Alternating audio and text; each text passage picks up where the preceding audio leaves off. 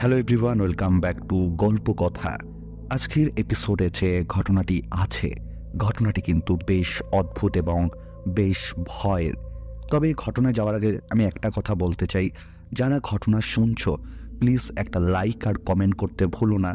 এবং অনেক সময় ঘটনা পৌঁছায় না অনেকের কাছে, তাই রিকোয়েস্ট করব তোমরা যারা ঘটনা শুনতে ভালোবাসো গল্প কথার, তারা মাঝে মাঝে একটু যখন ঘটনা শুনতে ইচ্ছা হবে তখন কিন্তু প্লিজ একবার চ্যানেলটি চেক আউট করতে ভুলো না। এবং বলে রাখি, আমাদের ঘটনা কিন্তু শুক্রবার এবং রবিবার আসে, কিন্তু আমি টাইমটা একটু চেঞ্জ করেছি। দুদিন হলো, সেটা হচ্ছে সোমবার আর বুধবারে আমি ঘটনা দিচ্ছি। তবে যদি দেখি যে ভিউজ সেরকম পড়ছে না, তোমাদের কাছে ঘটনা যাচ্ছে না, তাহলে আমি ডেট চেঞ্জ করব। এবং বলে রাখি, আমি আগের দিন যে এপিসোডটা পোস্ট করেছিলাম সেটা কোনো কারণবশত আমি ডিলিট করেছি, তাই আজকে ঘটনা আসছে। আমি চলে যাচ্ছি ঘটনায়। ঘটনাটা কিন্তু বেশ ভয়ের। আজকে যে ঘটনাটি আছে, ঘটনাটি লিখেছে দত্তপুকুর থেকে, এবং ঘটনাটি যেভাবে লিখেছে আমি ঘটনাটি ঠিক সেভাবেই পড়ছি। আশা করব তোমাদের বেশ ভয় লাগবে। চলে যাচ্ছি ঘটনায়। ঘটনাটি যিনি লিখেছে তিনি তার নাম উল্লেখ করেছে, এবং তিনি যেভাবে লিখেছে আমি ঠিক সেভাবেই পড়ছি। দাদা, আমি সুপ্রিয়া দাস দত্তপুকুর থেকে বলছি। আজ যে ঘটনার কথা বলবো সেটি ঘটেছিল আমার খুব নিকট একজন আত্মীয়র সাথে। সম্পর্কে আমার দাদা হয়। আমি আর ভাই তার কাছে প্রাইভেট পড়তাম। দাদা তখন সরকারি চাকরির জন্য প্রস্তুতি নিচ্ছেন, আর সাথে কয়েকজনকে প্রাইভেট পড়ান। উনি খুব ভীতু প্রকৃতির লোক আর গল্প করতে খুব ভালোবাসেন। একবার কোনো একটা টপিক নিয়ে গল্প শুরু হলে সেটা নিয়ে ঘন্টার পর ঘন্টা করে ফেলতেন। ভীতু বললাম তার কারণ ওনার হাতে প্রায় 5টি শিকড় আর তাবিজ বাঁধা ছিল। উনি আমাদের পাড়াতে আসতেন সন্ধ্যার পরে। আমরা যেহেতু জানতাম যে উনি গল্প প্রিয়, তাই যেদিন পড়াতে ভালো না লাগতো, পড়া মুখস্থ হতো না, সেদিন আমি বা ভাই বুদ্ধি করে কোনো একটা আলোচনা শুরু করতাম। রোজই যত সেটা হতো না, পারলে শাস্তিও হতো। সেদিন সারাদিন ঝিরঝির করে বৃষ্টি হচ্ছে, বেশ জাঁকিয়ে ঠান্ডাটা পড়েছে। মা আর দিদি বাইরে রান্নাঘরে পিঠে বানাচ্ছে। আমি আর ভাই অধীর আগ্রহে অপেক্ষা করছি কখন পিঠে তৈরি হয়ে যাবে। আমরা ধরে নিয়েছি এরকম প্রাকৃতিক পরিবেশে দাদা আজ আর আসবে না। এমন সময় ওনার প্রবেশ। পিঠে খাওয়ার আনন্দ শিকে তুলে রেখে আমরা বেজার মুখ করে পড়তে বসেছি, কিন্তু পড়ায় মন বসল না। মুশকিল আসান করে দিল দাদার হাতের শিকড় আর তাবিজগুলো। ভাই বলল, দাদা তুমি ওগুলো হাতে পড়ে থাকো কেন? অন্যদিন হলে দাদা কি বলতেন জানি না, তবে এইরকম আবহাওয়ায় তারও বোধ হয় পড়াতে ইচ্ছা করছিল না। তাই বললেন, একদিন খুব ভয় পেয়েছিলাম, তার থেকেই মা আর ঠাকুমা এগুলো হাতে রাখতে বলেছেন। আমি জিজ্ঞাসা করলাম, কিসের ভয়? এরকম পরিবেশে আর তার সাথে ভূতের গল্প বেশ জমিয়ে উঠবে। দাদা যেভাবে ঘটনাটা বলেছিল আমি তার ভাষাতেই ঘটনাটা বলছি। আমি তখন মাধ্যমিক পরীক্ষা দিয়েছি সবে। ক্রিকেট খেলার খুব নেশা ছিল আমার। পরীক্ষা শেষ, তাই বন্ধুদের সাথে জমিয়ে ঘোরা আর খেলা চলছে। আমি খেলতে যেতাম পাশের পাড়ায়। সেখানে আমার স্কুলের অনেক বন্ধুর বাড়ি। সেখানে একটা স্কুলের মাঠে আমরা খেলতাম। আমাদের পাড়া থেকে সাইকেল নিয়ে আমি একাই যেতাম। দুপুরে খাওয়া দাওয়ার পর প্রায় প্রতিদিন রওনা দিতাম সেই খেলার মাঠের উদ্দেশ্যে। সন্ধ্যার আগে আগেই আবার ফিরে আসতাম। কখনো সন্ধ্যা করতাম না ফিরতে। তার প্রথম কারণ বাবার বকা, আর দ্বিতীয় কারণ ফেরার পথ। ওই পথেই পড়ত ধাবার মাঠ। আমি যে মাঠে খেলতে যেতাম তার যে রাস্তা ছিল সেটা ছিল ইটের খোয়া দিয়ে তৈরি। সাইকেল খুব আস্তে না চালালে শরীরের হাড়গোড় নড়ে যেত। সেই পথে কিছু দূরে দূরে বৈদ্যুতিক আলো ছিল। আগেকার দিনে যেমন ডুম লাইট থাকত, রাতের বেলায় আলো আধারিতে রাস্তার পাশের ঝোপঝাড় আর জনহীন পথের ঝিঝির ডাকে রাস্তাটি মায়াবী রূপ ধারণ করত। আর শর্টকাট নেওয়ার জন্য আমি যে পথটি দিয়ে যেতাম সেটা ছিল মাটির। কোনো আলো ছিল না, আর রাস্তার এক পাশে ঘন বন আর এক পাশে গোবর্ধনের দিঘি। আমি যেতাম ভেতরের রাস্তা দিয়ে আর ফিরতাম ঘুর পথে। দিঘিটার 3 দিক দিয়ে কাঁচা রাস্তা গিয়ে মিশেছে বড় রাস্তায়, আর অন্যদিকে দিঘির মালিকের পাঁচিল ঘেরা বিশাল দোতলা বাড়ি। বাড়ির চারিদিকে সুপারি আর আমবাগান। দিঘির চারিদিকে 4টি নারকেল গাছের গুড়ি দিয়ে বাঁধানো ঘাট ছিল, আর দিঘিটা কচুরি পানায় ভরা ছিল। শুনেছি নাকি দিঘিটা কাটার সময় দিঘি কাটার কাজে নিযুক্ত 2 জন লোক অস্বাভাবিকভাবে জলে ডুবে মারা যায়। দিঘির মালিক বৃদ্ধ গোবর্ধন সে রাতে স্বপ্ন দেখেন দিঘির কাটার প্রণামী হিসাবে কেউ 5টা মাথা চায়। দিঘিটাকে ঘিরে স্থানীয় মানুষদের মধ্যে সেই আতঙ্ক ছড়িয়ে পড়ে। খুব প্রয়োজন ছাড়া দিঘিটা আর কেউ ব্যবহার করত না। একদিন এক গরমের দুপুরে একটা বাচ্চা ছেলে মায়ের চোখের আড়ালে ওই দিঘিতে নেমে যায় স্নান করতে। অনেক খোঁজাখুঁজি করেও তার হদিশ মেলে না। পুলিশ যায় তার বাবা মা। পরের দিন তার মৃতদেহ দিঘিতে ভেসে ওঠে। দিঘির পাশের কাঁচা রাস্তায় ওই ছেলেটার বাড়ি। এই ঘটনার পর সবাই কেমন জানি হয়ে যায়। তারপর থেকে ওই দিঘি অব্যাহত পড়েই আছে, ফলে কচুরি পানায় ভরে যায়। আশেপাশে যে বাড়ি তার পেছনে তার বাগান থাকে তারা কেউই সেই দিঘিতে আসে না। আর ওই বাচ্চা ছেলেটির মৃত্যুর পরে ওই দিঘিতে লোকজন খুব কম যায়। এর কিছুদিন পর খুব পচা গন্ধ বেরোতে শুরু করে ওই দিঘি থেকে। স্থানীয় লোকেরা তখন দিঘিতে 2 জন লোকের গলা কাটা মৃতদেহ আবিষ্কার করে। পরে পুলিশ সূত্রে জানা যায় মৃত ব্যক্তিরা সম্পর্কে মামা ভাগ্নে। কোনো বৈশ্বিক গণ্ডগোলের জেরে তাদের খুন হতে হয়, আর নির্জন জায়গা বলে দিঘিতে মৃতদেহ ফেলে দেওয়া হয়। তাই রাতের বেলা কেউ আর ওপার মেরোত না। যেদিনের কথা বলছি সেদিন ছিল শনিবার, অমাবস্যা ছিল। সেদিন খেলার সময় হঠাৎ বৃষ্টি নামায় আমরা স্কুলের বারান্দায় বসে গল্প করছিলাম। বৃষ্টি থামার কোনো লক্ষণ নেই। এদিকে সন্ধে নেমে এসেছে, তাই আমি আর দেরি না করে বৃষ্টির মধ্যেই সাইকেল নিয়ে রওনা দিলাম। বন্ধুরা বারবার করে বলে দিল ঘুর পথে যেতে, কিন্তু বয়সের কারণে তখন নিষিদ্ধ জিনিসেই ঝোঁক ছিল বেশি। ওখান থেকে রওনা দিয়ে বেশ গতিতে সাইকেল নিয়ে আসছিলাম। গোবর্ধনের দিঘির আগে বড় রাস্তার পাশে ইতস্তত ঝোপঝাড় ঘেরা একটা বিশাল মাঠ ছিল, যার নাম ছিল ধাবার মাঠ। যত রাজ্যের মরা পশু সেখানে ফেলা হতো। জোরে সাইকেল চালানোর চেষ্টা করলেও বৃষ্টি এবং রাস্তার কারণে তা সম্ভব হচ্ছিল না। তাই দিনের আলো ফুরিয়ে গেলেও ধাবার মাঠ পার হতে পারলাম না। আকাশে মেঘের কারণে সেদিন অন্ধকারটাও তাড়াতাড়ি ঘনিয়ে এসেছিল। ধাবার মাঠ পেরিয়ে রাস্তার দুদিকে চলে গেছে। বাঁদিকে সোজা রাস্তা আর ডান দিকে কাঁচা রাস্তা। যে পথে আছে গোবর্ধনের দিঘি, সেদিন ওই বাঁকে এসে কি মনে হতে শর্টকাটের জন্য ডান দিকটায় ধরলাম। সন্ধে হয়ে গেছে অনেকক্ষণ। বাড়ি গিয়ে বাবার কাছে প্রচণ্ড বকুনি খেতে হবে, তাই যত তাড়াতাড়ি ফেরা যায় তত তাড়াতাড়ি সাইকেল চালাচ্ছি। আগেই বলেছি দিঘির 3 দিকে ঘোরানো রাস্তা, দুদিকে রাস্তা অন্ধকারের মধ্যে বেশ নির্ধীরে পার হলাম। এবার আর একটা রাস্তা বেরোতে পারলেই বড় রাস্তায় পড়ব। বেশ গা ছমছম করছে। বৃষ্টিটা ততক্ষণে একটু ধরে এসেছে। এমন সময় খেয়াল করলাম যে আমার থেকে ঠিক কিছুটা দূরে পুকুর পাড়ে একটা বাচ্চা ছেলে বসে আছে।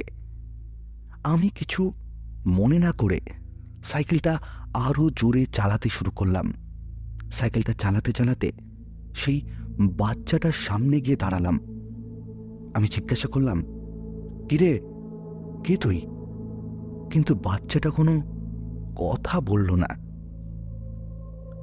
রাস্তার পাশে জঙ্গলে ঝিঁঝি পোকা ডাকছে। আমি চেষ্টা করলাম কোনো দিকে না তাকিয়ে সোজা পথে চোখ রেখে তাড়াতাড়ি সাইকেল চালাতে। সমাধির একটু আগে এসে আরও জোরে সাইকেল চালানোর চেষ্টা করে যেই প্যাডেলে চাপ দিলাম, অমনি সাইকেলের চেন পড়ে গেল। তখনও বাচ্চাটা ওই দিঘির পাড়ে দাঁড়িয়ে আছে। তখন আমি একেবারে সমাধির ধারে, সমাধি বলতে ওখানে যাদেরকে কবর দেওয়া হয়। ভয়ে আমার হাত পা ঠান্ডা হয়ে গেল। কি করব বুঝতে পারছি না। সাহস করে সাইকেল থেকে নেমে আমি অন্ধকারে হাতড়ে চেন তোলার চেষ্টা করছি। আমি সমাধির দিকে মুখ আর দিঘির দিকে পেছন করে সাইকেল নিয়ে বসে আছি। অন্ধকারে চোখ সয়ে গেলেও সব কিছু স্পষ্ট। বুঝলাম এইভাবে পারবো না চেন তুলতে। ভাবলাম এই অল্প একটু রাস্তা, সাইকেল ঠেলে নিয়ে যাই, বড় রাস্তায় গিয়ে চেন তুলব। এইভাবে যেই আমি উঠে দাঁড়িয়েছি, আমার চোখ পড়ল সমাধির উপর। অমনি আমার শীত দ্বারা বেয়ে ঠান্ডা স্রোত নেমে গেল। দেখি অন্ধকারে সমাধির ওপর দুটো চোখ ভাটার মতো জ্বলছে। দিঘির পাড়ে তাকিয়ে দেখি সেই বাচ্চা ছেলেটা ওখানে নেই। কিন্তু দৃষ্টি চোখের, যেন তার এলাকায় অসময়ে আমার এই অযাচিত আগমন সে মোটেও সহ্য করতে নারাজ। আমি প্রচণ্ড ভয় পেয়ে যাই। পা দুটো যেন মাটির গভীরে ঢুকে গেছে, গলা শুকিয়ে কাঠ হয়ে গেছে। একটুও শব্দ বের হলো না গলা দিয়ে। আমি এক দৃষ্টে বেম্বুলের মতো সমাধির দিকে তাকিয়ে দাঁড়িয়ে রইলাম। তখনই সেই বাচ্চা ছেলেটাকে আমার সামনে দেখতে পেলাম। আর যেটা দেখলাম সেটা দেখার জন্য মোটেও প্রস্তুত ছিলাম না। যেই বাচ্চাটা কিছুদিন আগেই পুকুরের জলে ডুবে মারা যায়, এটা সেই বাচ্চা ছেলেটি, যার শরীরটা একদম সাদা হয়ে গেছে। জলে অনেক দিন ভিজিয়ে রাখলে যেমন হয় ঠিক তেমনটা। গায়ের মাংসগুলো কুঁচকে সাদা হয়ে গেছে, শরীরে কোনো রক্ত নেই। চোখের মণিগুলো গলে গেছে, মনে হয় পোকায় এবং মাছে কামড় দিলে যেমন হয় ঠিক তেমনটা। এই দৃশ্য দেখে আমি প্রচণ্ড ভয় পেয়ে যাই এবং সেখানেই সেন্সলেস হয়ে যাই। পরে যখন আমার জ্ঞান ফেরে, আমি কিছু লোকজনকে আমার আশপাশে দেখতে পাই। তারা আমাকে বাড়িতে দিয়ে আসে এবং তারপরে আমার শরীরে তাবিজ দিয়ে আমাকে ঠিক করা হয়। এটাই ছিল ঘটনা। আজকের প্রথম ঘটনাটি কিন্তু বেশ অদ্ভুত ছিল। তোমাদের কেমন লাগলো অবশ্যই কিন্তু কমেন্ট করে জানিয়ে দাও। এবং তোমাদের একটা রিকোয়েস্ট করতে চাই, যারা ঘটনা শুনছো অবশ্যই কিন্তু লাইক আর কমেন্ট করতে ভুলো না। কারণ তোমরা যদি লাইক আর কমেন্ট না করো তাহলে ঘটনার রিচ অনেকটাই কমে যায়। আগের দিনের যে এপিসোডটা ছাড়া হয়েছিল সেটা রিচ একদম ডাউন হয়ে গেছিলো, তাই আমাকে ঘটনাটা ডিলিট করতে হয়েছে। তাছাড়া সেটাতে কপিরাইট ক্লেম পড়েছিল, সেই কারণে আমাকে ভিডিওটা ডিলিট করতে হয়। এবং আমি আবার সেই ভিডিওটা পোস্ট করব, কোনো অসুবিধা নেই। কিছুদিন পরে আমি ভিডিওটা আবার পোস্ট করব। এবং বলে রাখি, তোমরা যদি আমায় ঘটনা পাঠাতে চাও কি করতে হবে, ডিসক্রিপশন বক্সে একটি হোয়াটসঅ্যাপ নাম্বার দেওয়া আছে, তোমরা সেখানে আমাকে ঘটনা পাঠিয়ে দাও। এবং বলে রাখি, গল্প কথা কিন্তু কোনো রকম কুসংস্কারকে প্রমোট করে না। আমরা ঘটনাগুলি শুধুমাত্র এন্টারটেনমেন্ট হিসেবেই গ্রহণ করি। আশা করব গল্প কথা পরিবারের সদস্যরাও ঘটনাগুলিকে শুধুমাত্র এন্টারটেনমেন্ট হিসেবেই গ্রহণ করবে। চলে যাচ্ছি আজকের দ্বিতীয় ঘটনায়। আজকের দ্বিতীয় ঘটনাটাও কিন্তু বেশ ভয়ের। দ্বিতীয় ঘটনা যেভাবে আছে আমি দ্বিতীয় ঘটনাটি ঠিক সেভাবেই পড়ছি। দ্বিতীয় ঘটনাটি যিনি লিখেছে তিনি তার নাম উল্লেখ করেনি। তিনি যেভাবে লিখেছে আমি ঘটনায় ঠিক সেভাবেই পড়ছি। আজকে আমি আমার জীবনে ঘটে যাওয়া সত্যিকারের একটি ভৌতিক ঘটনা আপনাদের সাথে শেয়ার করছি। আমি তখন অনেক ছোট, বয়স 12 কি 13 হবে। চট্টগ্রামে বাবার চাকরির সুবাদে জন্মের পর থেকেই সেখানে বড় হয়েছি। বাসা বাড়িতে থাকতাম। বাবার চাকরির ট্রান্সফারের কারণে হয়তো বছরের কয়েকবার বাসা চেঞ্জ করতে হতো। আমরা কিন্তু তেমন বড়লোক ফ্যামিলি ছিলাম না, তবে বলতে পারেন মধ্যবিত্ত। যেমনই হোক, ছোট থেকে কখনো কোনো কিছুর অভাব অনুভব করিনি।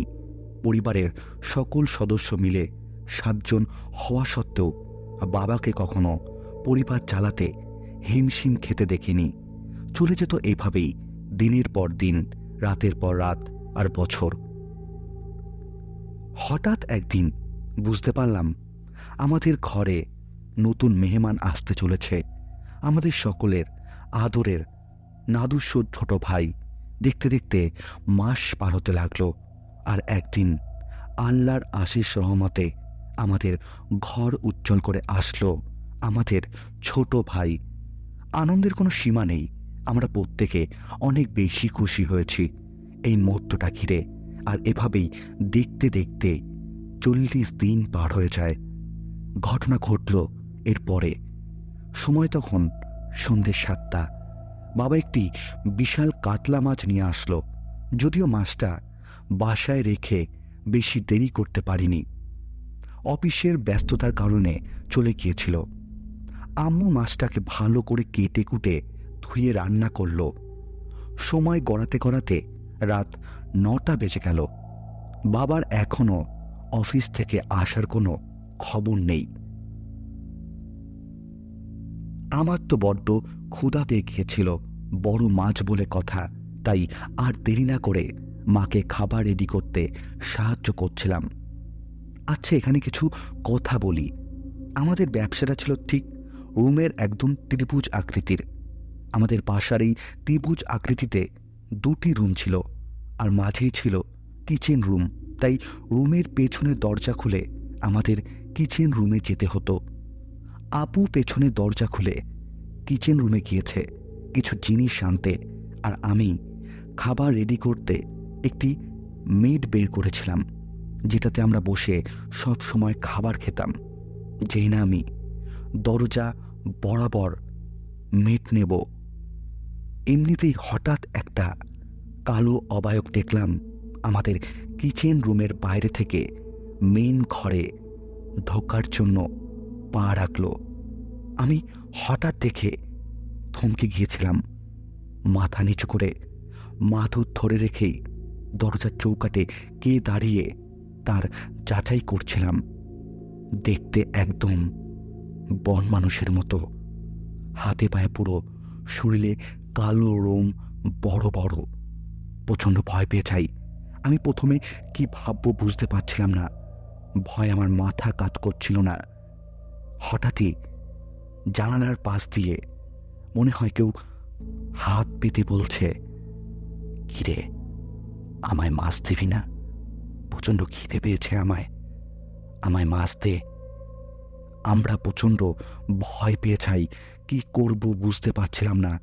এমন সময় আমরা বাসার দরজা বন্ধ করে দিই, আর সে অবায়ককে আমাদের ঠিক রান্নাঘরের পেছনে জানলা বরাবর দাঁড়িয়ে থাকতে অবস্থায় অনুভব করি।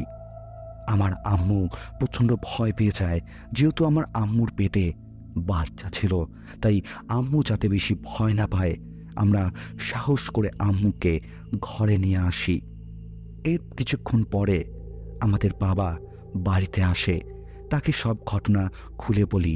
সে তখন বলে যে সে যখন রাস্তা দিয়ে মাছটা নিয়ে আসছিল, তখনই তার শরীরটা যেন কেমন খারাপ লাগছিল, এবং সে নাকি তখন শুনতে পেয়েছিল পেছন থেকে কে জানি বাবার কাছ থেকে মাছ চাইছিল। কিন্তু বাবা সেটা গুরুত্ব না দিয়ে বাড়ি চলে আসে। যদি সেদিন আমরা দরজা খুলতাম, অনেক বড় একটা বিপদ ঘটতে পারত। এটাই ছিল ঘটনা। আজকে 2টি ঘটনায় কিন্তু বেশ অদ্ভুত ছিল এবং বেশ ভয়ের ছিল। তোমাদের কেমন লাগলো অবশ্যই কিন্তু কমেন্ট করে জানিয়ে দাও। এবং তোমরাও যারা গল্প কথায় ঘটনা পাঠাতে চাও কি করতে হবে, ডিসক্রিপশন বক্সে একটি হোয়াটসঅ্যাপ নাম্বার দেওয়া আছে, তোমরা সেখানে আমাকে ঘটনা লিখে পাঠিয়ে দাও। এবং বলে রাখি, গল্প কথা কিন্তু কোনো রকম কুসংস্কারকে প্রমোট করে না। আমরা ঘটনাগুলি শুধুমাত্র এন্টারটেনমেন্ট হিসেবেই গ্রহণ করি। আশা করব গল্প কথা পরিবারের সদস্যরাও ঘটনাগুলিকে শুধুমাত্র এন্টারটেনমেন্ট হিসেবেই গ্রহণ করবে। এবং বলে রাখি, যারা শেষ অবধি ঘটনাটা শুনেছ অবশ্যই কিন্তু লাইক করতে ভুলো না, কারণ তোমরা যদি লাইক আর কমেন্ট না করো তাহলে ঘটনার রিচ অনেকটাই কমে যায়। অনেক ধন্যবাদ আজকের দুটি ঘটনাই শোনার জন্য। দেখা হচ্ছে সামনের দিন ঠিক রাত 10টায়।